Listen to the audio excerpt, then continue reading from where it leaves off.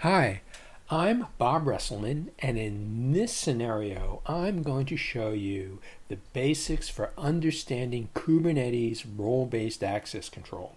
It's an important topic, and it's something we need to master if we're going to be doing security in Kubernetes.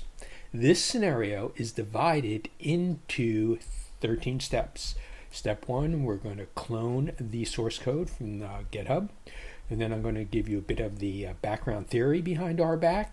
And then we're going to understand subjects, resources, and operations in Kubernetes. And then we're going to understand Kubernetes roles, Kubernetes role bindings. In step 6, we're going to configure our role and role binding manifests. We're going to review the certificate creation process. Step 8, creating the security certificates. Step 9, creating the required namespaces. Step 10, creating a cluster context for a new user.